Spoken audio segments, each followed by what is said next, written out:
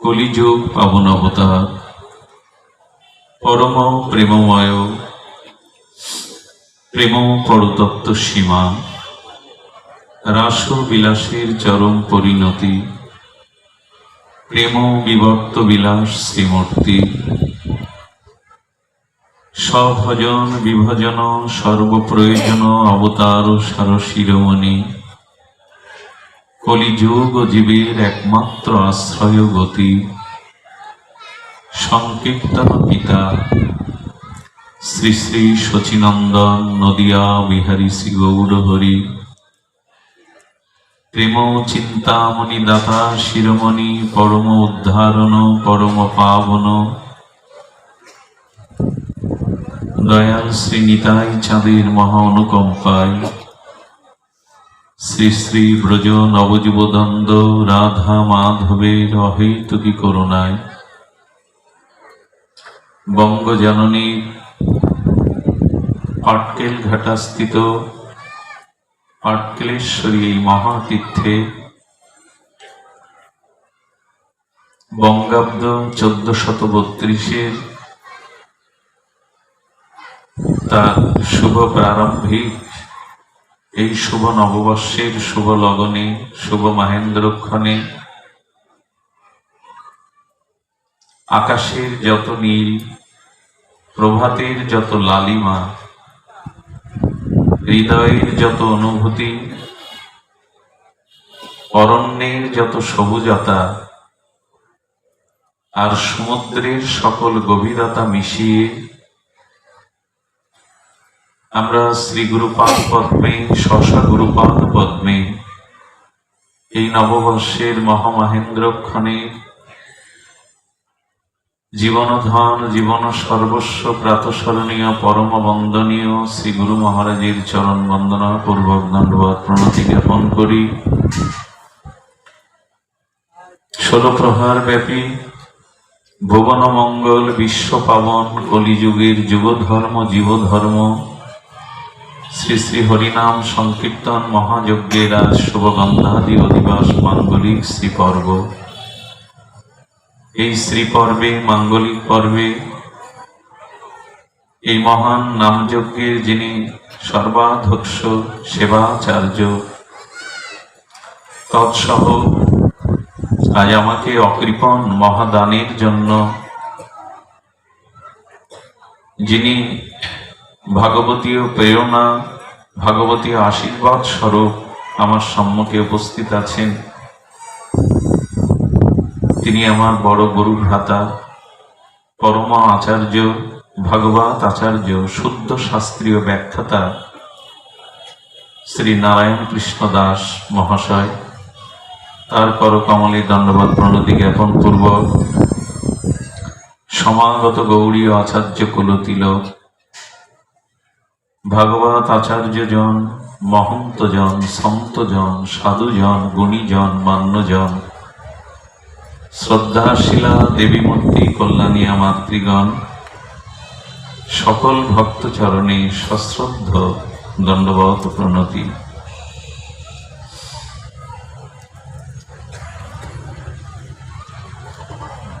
সাধু গুরু বৈষ্ণবে এবং শাস্ত্রের একটি বাণীও যদি উপদেশও যদি আমাদের জীবনে আচরণ হয়ে চরিত্রগত হয় আচারিত হয় তবে একটি মনুষ্য জন্ম সার্থক হতে পারে।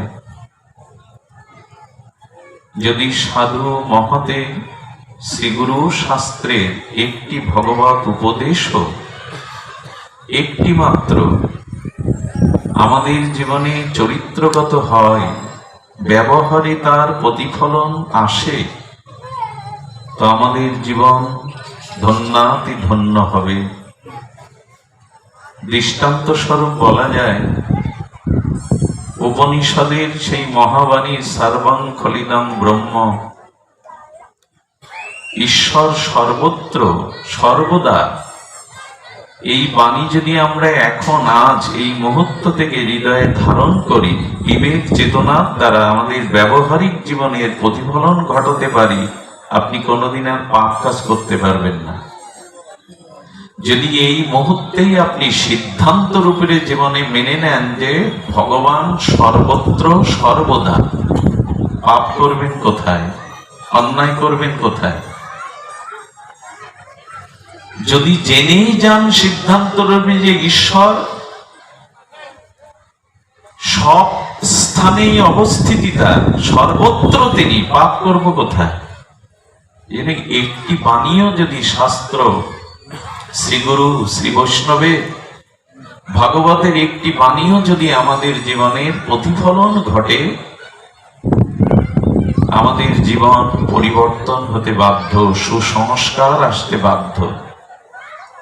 জিজ্ঞাসা হলো, একটি বাণীও কি জীবনে প্রতিপালন করলাম, গ্রহণ করলাম? আজ আকাশে বিমানে চড়তে পারি আমরা, মহাকাশে মহাকাশযানেও যেতে পারি, কিন্তু এই ধরিত্রীতে পৃথিবীতে প্রকৃত মানবতা মনুষ্যত্ব বোধ নিয়ে চলতে পারি কজন? আকাশে উড়ে লাভ কি? মহাকাশে গিয়েও কি সার্থকতা যদি সৃষ্টির শ্রেষ্ঠ জীব বিবেক প্রধান হয়ে এই পৃথিবীর বুকে মানুষ হয়ে না চলতে পারি? মহাকাশে যাওয়াটাই কি মহা সার্থকতা? যা মনুষ্যত্ব মানবতা বোধ নিয়ে পৃথিবীতেই চলতে শিখলাম না, আকাশে উড়ে নীল আকাশে অভিযানে গিয়ে কি বা প্রাপ্ত হতে পারি? এজন্য মহাজনের বাণী, শাস্ত্রবাণী, শ্রীগুরু উপদেশ একটি হলেও আমাদের জীবনের প্রতিফলন ঘটাতে হবে, আমাদের আচরণে আসতে হবে। আর এই জন্য ভাগবত, এই জন্য সাধু সঙ্গে হরি কথা। দেখুন, কোন গাভী মা যদি জঙ্গলে চড়তে চড়তে হারিয়ে যায় গভীর জঙ্গলে, সেই গভীর জঙ্গলে যেমন একটি গোমাতা বিচরণ করে, সেখানে হিংস্র বাঘও আছে। গোমাতা গভীর জঙ্গলে, তার সম্মুখে সেই ক্ষুধার্ত গাভী মার সামনে যদি আপনি আমিষ মাছ মাংস পাত্র করে দেন, সে না খেয়ে মরে গেলেও খাবে কি? গাভী মা সে কি আমিষ কোন বস্তু বহুদিন ধরে তিনি ঘাস কুটো তৃণাদি ভক্ষণ করেননি? ক্ষুধার্ত এই গাভীটি তার সামনে আমিষ দিলে, মাছ মাংস দিলে খাবে? এই জ্ঞান, এই বিবেক, এই চেতনা, এই উপদেশ তাকে কে দিল যে ও মান্যতা দিচ্ছে, মানছে? ক্ষুধার্ত তো, সামনে খাদ্য আছে তো, খাচ্ছে না কেন? আচ্ছা, তৎ বিপরীতে ওই জঙ্গলে যে ব্যাঘ্র আছে, সিংহ আছে, সে যদি বহুদিন শিকার না পেয়ে ক্ষুধার্ত থাকে, তার সামনে ঘাস কটু দিলে খাবে কি? এই উপদেশ, এই মান্যতা তাকে কে দিল? স্বয়ং স্রষ্টা, স্বয়ং ঈশ্বর তাকে যে স্বভাব দিয়ে পাঠিয়েছেন, সেই স্বভাব সে রক্ষা করছে, পালন করছে।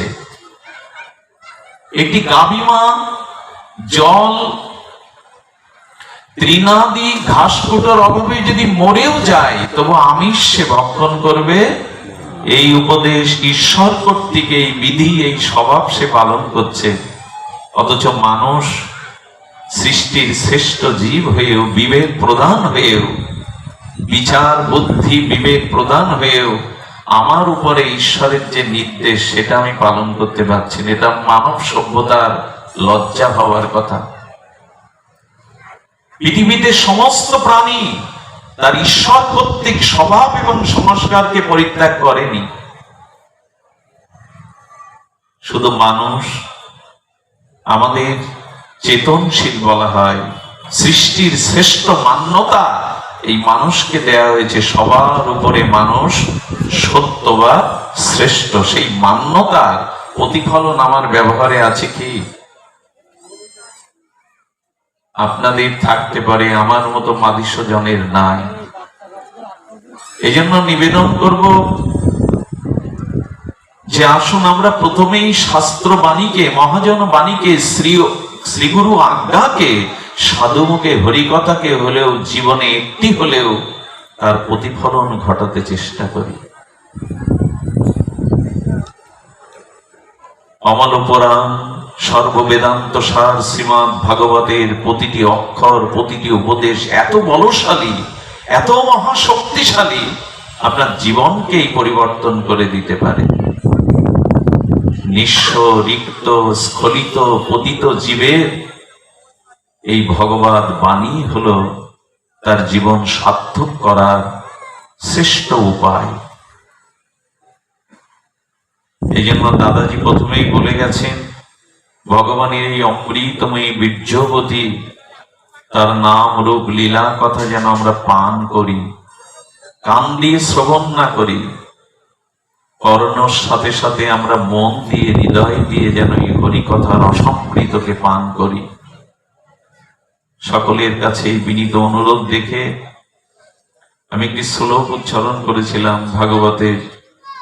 সেটা হলো কুন্তী দেবীর ভক্তি বা স্তুতি থেকে, নমস্য পুরুষং তদ ঈশ্বরং প্রকৃতে পরম অলক্ষং সর্বভূত অন্তরং বহিরমন্ত্রম। একটা জিনিস বলি,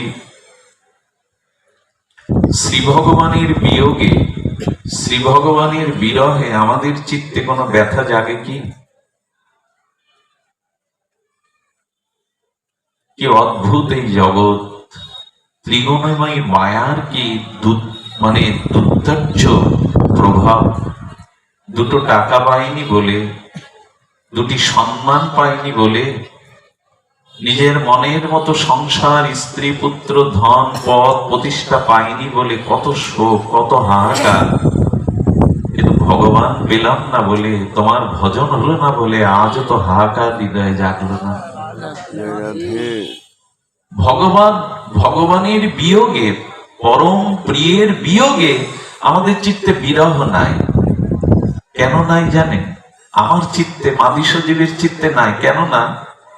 যে বস্তুর মিলন হয়নি তার বিরহ কখনো আসতে পারে না। যদি কখনো মিলন হয়, তখন সেই মিলন রূপ তত্ত্ব বস্তুর যখন ছেদ হয়, বিরহ তখন। মিলন হয়নি তো বিরহ আসবে কি করে? বোঝা যায় কি? যে বস্তু, ব্যক্তি, সম্বন্ধের সাথে আমার মিলন হয়নি, তার বিরহে আমি কষ্ট পাবো তো? এই পৃথিবীতে এই মুহূর্তে কত মানুষ জগৎ ছেড়ে মহাকালের গর্ভে তিনি বিদায় নিচ্ছেন, মহাকালের গর্ভে তিনি অন্তলীন হচ্ছেন, মারা যাচ্ছেন। তো তাতে আমার কি আসে যায়? কারণ যিনি এখন পৃথিবীতে এই মুহূর্তে দেশ বিদেশে মারা গেছেন, তার সাথে আমার সম্বন্ধ নেই, তার সাথে আমার হৃদয়ের কোনো মেলবন্ধন নেই, এবং তার সাথে আমার মিলন নেই। তো সে ব্যক্তি আজ এই মুহূর্তে জগৎ থেকে চলে গেলেন, আমার বিরহ জাগার কথা না। বিরহ তার জন্যই জাগে যার সাথে আমার মিলন আছে। মিলন না হলে বিরহ আসবে কি করে? ভগবানের সাথে আমার মিলন আছে তো, সম্বন্ধ আছে তো, আমার অস্তিত্বের সাথে তার অস্তিত্বকে আমি মিলিয়েছি তো, যে আজ ভগবান পাচ্ছি না বলে তার বিরহে বুকে হাহাকার উঠবে। পরম পুরুষ রামকৃষ্ণদেব শিশু সুলভ তার সেই অমীয় বাণীতে বললেন, ওগো, এ জগতে টাকার জন্য, স্ত্রী পুত্রের জন্য, রোগ শোকের জন্য মানুষ ঘটি ঘটি কাঁদে। কৃষ্ণ বলে এক ফোঁটা চোখের জল কজন বা ফেলে জগতে। এই জন্য কুন্তী দেবীর একটা বিয়োগ, বিরহ, ব্যথা জ্বলে উঠল। কুন্তী দেবীর বিরহের কারণ, আজ শ্রীকৃষ্ণ দ্বারকা যাওয়ার জন্য রথ নিয়ে প্রস্তুত। ভগবান আজ হস্তিনাপুর হতে, প্রিয় পাণ্ডবদের সঙ্গ হতে তিনি আজ দ্বারকার উদ্দেশ্যে তার দারুক, তার সারথী রথ নিয়ে প্রস্তুত। গোপনে ফুপিয়ে ফুপিয়ে কাঁদছেন কুন্তী। এই কারণে কাঁদছেন যে পাণ্ডবদের সাথে, কুন্তীর সাথে শ্রীকৃষ্ণের অন্তরের নিবিড়তম প্রগাঢ় সম্বন্ধ, প্রীতি, মিলন। এই জন্য কুন্তী দেবীর চোখ বারবার সজল হয়ে উঠছে বিরহ বেদনায় আটটিতে।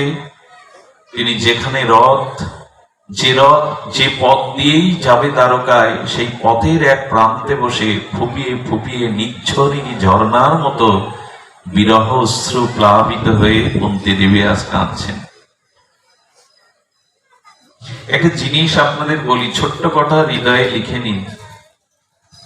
ভগবানের জন্য, ভগবানের বিরহে যদি কারো বুকে কান্না আসে, প্রেমশ্রু বিগলিত হয়, হৃদয়ে হাহাকার ওঠে, তবে জানবেন এতদিন এত জন্ম পরে ভগবানে আপনার ভক্তি হয়েছে।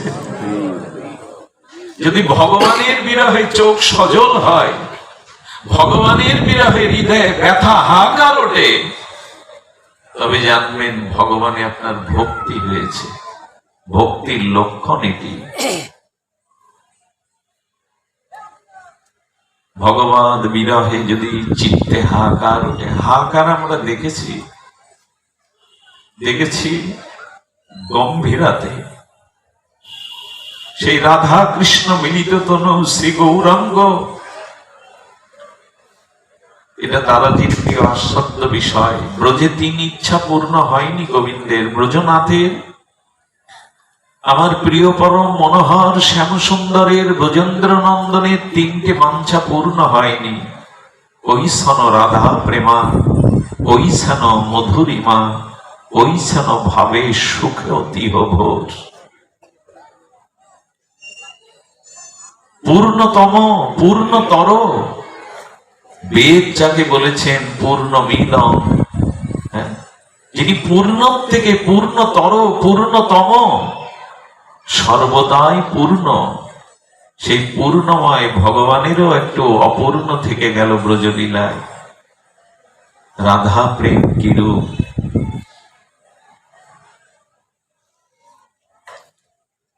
রাধায় প্রণম মহিমা কি দিশ, রাধা প্রেম কিরূপ!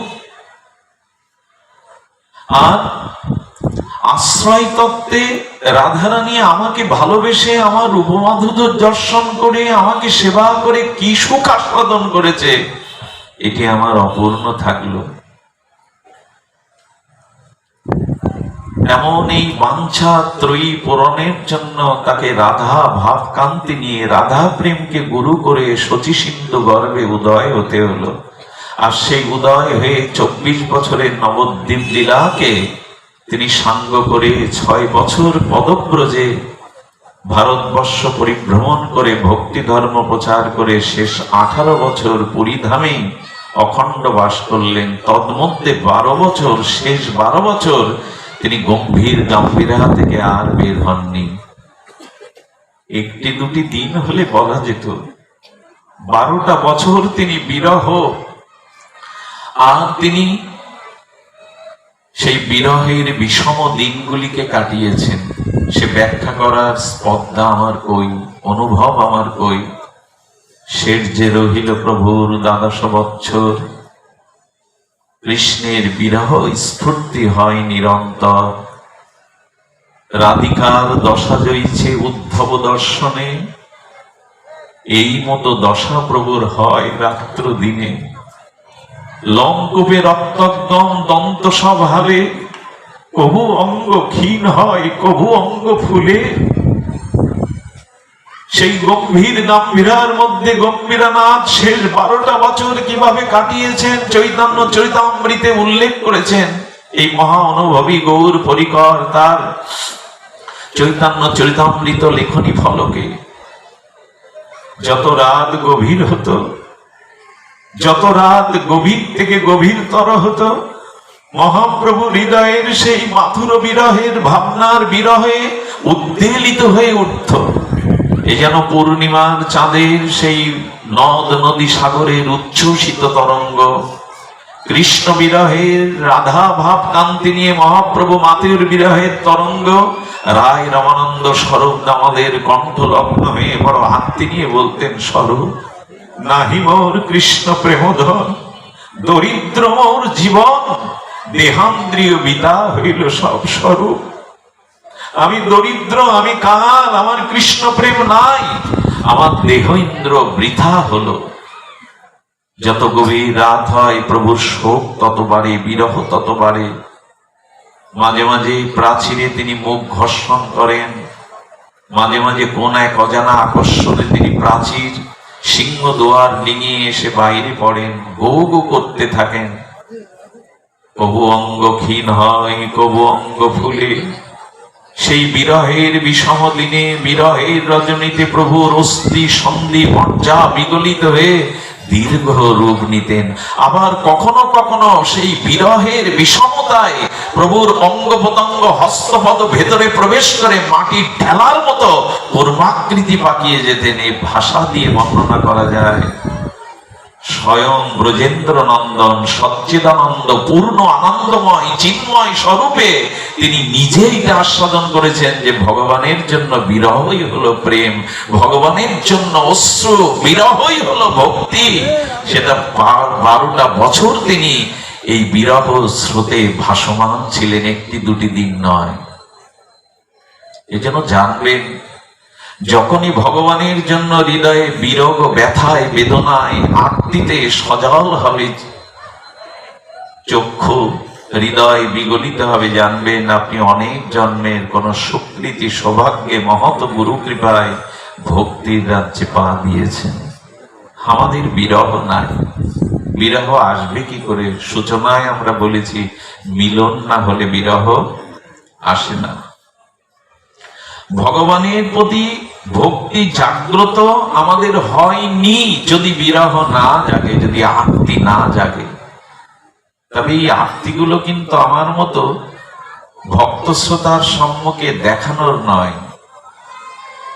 ঘরে দৌড় দিয়ে, দরজা জানলা এঁটে দিয়ে যদি ভগবানের জন্য কাঁদতে পারেন, চোখের জল ফেলতে পারেন, ওই কান্নাটাই সার। লোককে দেখানো, আসর মাতানো কান্নাটা কান্না নয়। এই বিরহ খুব গভীরে গম্ভীরাশয় যারা, তারা ক্রন্দনকে ফল্গুর ধারার মতো হৃদয়ে বহমান রাখেন, বাইরে তারা প্রকাশ করতে চান না। আচ্ছা, আমার এত বয়স হলো, এত সময়, এত কাল অতিক্রান্ত হলো, জানি না জীবনের আর কতটুকু সময় বাকি আছে, এখনো ভগবানকে পাওয়ার আমার হৃদয়ে বিরহ জাগলো না। এরকম প্রশ্ন আসে তো? দিন তো চলে যাচ্ছে, সময় তো চলে যাচ্ছে, প্রতিটি ক্ষণ মুহূর্তই আমি মৃত্যুর দিকে এগিয়ে যাচ্ছি, কিন্তু কই আজও তো এটা পাওয়া হলো না, ওটা পাওয়া হলো না, জীবনে এই অপূর্ণতা থেকে গেল। এর বিরহ জাগালাম, কিন্তু জীবন যে চলে যাচ্ছে, সময় যে অতিক্রান্ত হয়ে যাচ্ছে, প্রতিটি সময় যে আমার দিকে এগিয়ে আসছে কালরূপ কবলিত করতে মৃত্যু। আমার কৃষ্ণ পাওয়া হলো না, আমার ভজন পাওয়া হলো না, আমার ভক্ত হওয়া হলো না। ওই এই বিরহ তো, এই বিরহটা জাগাবার জন্যই ভাগবত সাধু সঙ্গ। আমার হলো না, আমার হলো না বলেছেন ঠাকুর নরোত্তম। গোরা পদ না ভজিয়া মইনু, আমি বুঝতে পারলাম না। এই বিরহ ওদের, আমাদের জাগেনি। আমাদের বিরহ তো সাংসারিক বিরহ। রাস্তার পাশে হাত জোড় করে অবনত মস্তকে ফুপিয়ে ফুপিয়ে কাঁদছেন কুন্তিয়াস কৃষ্ণ। আজকে একান্ত হৃদয়ের যারা সুরিজন, সেই তাদেরকে রেখে গোবিন্দ হস্তিনাপুর পরিত্যাগ করে দ্বারকায় যাবেন। দাঁড়িয়ে আছে, প্রেমশ্রু বর্ষণ করছে। শ্রীকৃষ্ণের রথ ওখানে গিয়ে থামলো। খুব ধ্যান দিয়ে শুনতে একটু অনুরোধ করছি, সময় চলে গেছে, আমিও বেশি সময় নেওয়ার অধিকার নেই। রথটা দারুক ছেড়ে দিয়েছেন, অশ্ব আরোহী দারুকের রথে গোবিন্দ চলেছেন, সারথী দারুক নিয়ে চলেছেন। কিন্তু রথটা এসে থামলো কোথায় জানেন? রাস্তার পাশে যেখানে কুন্তী দেবী বড় জোরে অশ্রু ফেলছেন কৃষ্ণ বিরহে, ওখানেই রথ থেমে গেল।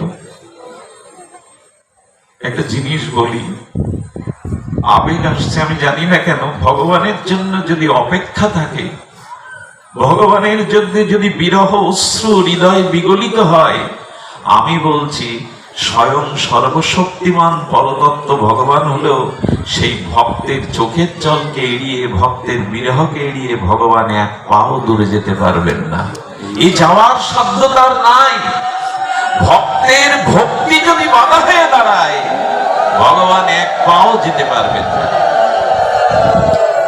আমাদের গৌর লীলাতে আমরা দেখি মহাপ্রভুর জন্য এক ভক্ত বৃন্দাবনে যাবেন প্রভু, তাই পদ রচনা করেছিলেন। মনে মনে প্রভুর বৃন্দাবন যাত্রায় পদ রচনা করেছেন। মণিমুক্তা দিয়ে, ফুলের পাপড়ি দিয়ে, রাস্তার দুইয়ারে সবুজ বৃক্ষ রোপণ করে, আর সেখানে জলাশয় দিয়ে, পদ্ম ভ্রমর গুঞ্জন দিয়ে মনে মনে প্রভু এই পথেই যাবে রচনা করেছেন। কানাইয়ের নাটশালায় গিয়ে তার পদ রচনা বন্ধ হলো। আর প্রভু সেবার সনাতন গোস্বামীর আদেশে সেই কানাইয়ের নাটশালা থেকে ফিরে এলেন, আর যাওয়া হলো না। এর কারণ ব্যাখ্যা করেছেন। মনে মনে যদি কেউ ভগবানকে, গৌর সুন্দরকে ব্রজযাত্রার জন্য পথ রচনা করে, সেই পথে গৌর যাবে তো? আপনি মনে মনে পথ রচনা করলেন, মহাপ্রভু ব্রজে যাবে। উনি মনে মনে পথ খুঁড়েছেন, ইট পাথর দিতে গিয়ে চিন্তা করছেন আমার গৌর চরণ কমল যাবে, আমি কেন পাথর দেব? কি করেছে জানেন? মণিমুক্তা দিয়েছে। তারপরে তোর মন প্রসন্ন হচ্ছে না, মণিমুক্তার উপরেই তো প্রভুর চরণ বাজবে, কমল চরণ। তো ফুলের পাপড়ি গুলো দিয়ে চাদর বিছিয়ে দিয়েছে, যাতে প্রভুর চরণে, কমল চরণে ব্যথা না পায়।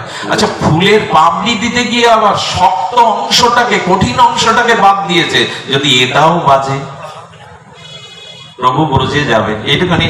কেউ কেউ হরিনাম করছে, আর হরিনাম করতে করতে প্রভুর ব্রজযাত্রার পথ রচনা করছে এই অনুরাগে প্রীতিতে। শুক্লম্বর ব্রহ্মচারী, কি প্রদ্যুম্ন মিশ্র কে হবে? শুক্লম্বর ব্রহ্মচারী, নামটা ভুল হতে পারে। তো উনি পদ রচনা করছেন, আর মাঝে মাঝে কি করেছেন? রুদ্র লাগবে, তাপ লাগবে প্রভুর তপ্ত কাঞ্চন প্রেমাঙ্গে।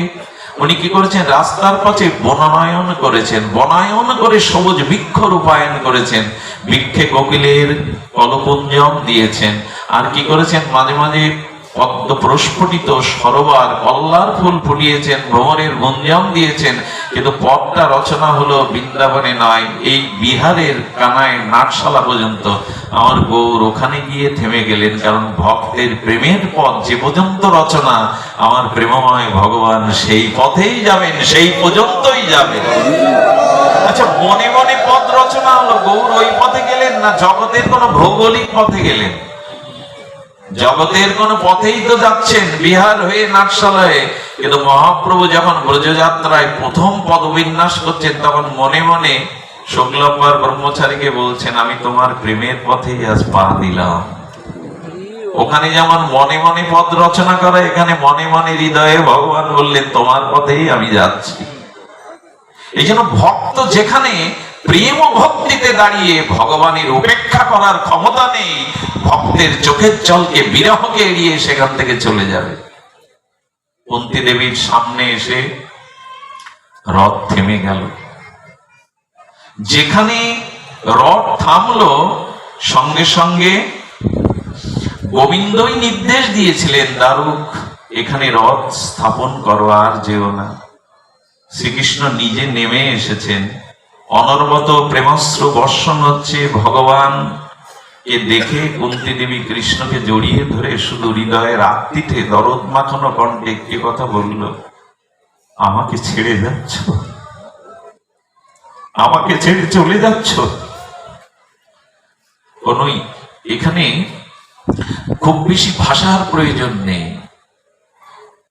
আমাদের ছেড়ে চলে যাচ্ছ কৃষ্ণ, এই একটি কথায় ভগবানের যেন হৃদয়ে তীরের মতো বিঁধে গেল। নীরব কৃষ্ণ তখনই একটি স্তুতি করেছিলেন, একটি 16 পঙ্ক্তি স্তুতি, ভাগবতের একটি পরম বিষয়।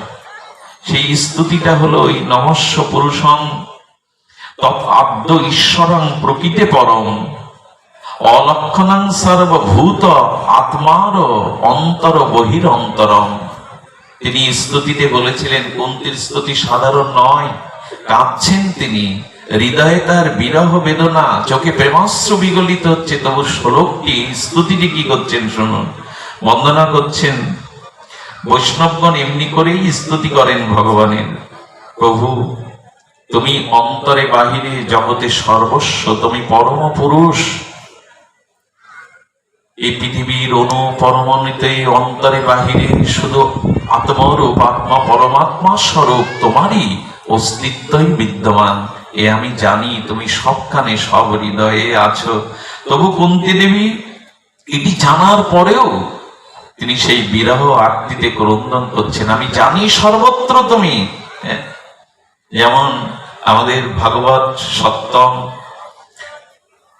বৃহস্পতির শিষ্য, অন্যতম বুদ্ধি সত্যম আমাদের উদ্ধবজিকে গোবিন্দ যখন ব্রজে পাঠিয়েছিলেন, তিনি জ্ঞান বিচারে নন্দ বাবাকে সারা রাত ধরে উপদেশ দিয়েছিলেন। কৃষ্ণ পুরুষোত্তম, কৃষ্ণ স্বয়ং ভগবান, কৃষ্ণ আত্মা রূপে সব জীব হৃদয়ে বিরাজ করেন।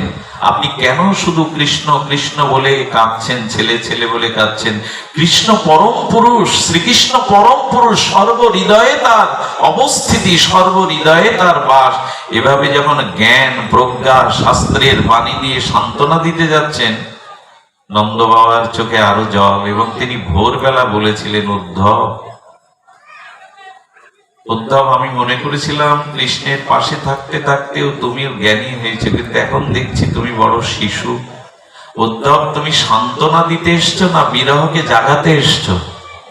উদ্ধব, তুমি আমাকে সান্ত্বনা দিতে এসছো না আমার বিরহ জাগিয়ে দিতে এসছো? আমি জানতাম কৃষ্ণ আমার ছেলে, মাখন চুরি করে, ঝুড়ি ঝুড়ি মিথ্যা কথা বলে, মায়ের বাঁধন কাটতে পারে না, ভয় লাগলে আমার বুকের মধ্যে জড়িয়ে ধরে বলে ভয় করছে বাবা।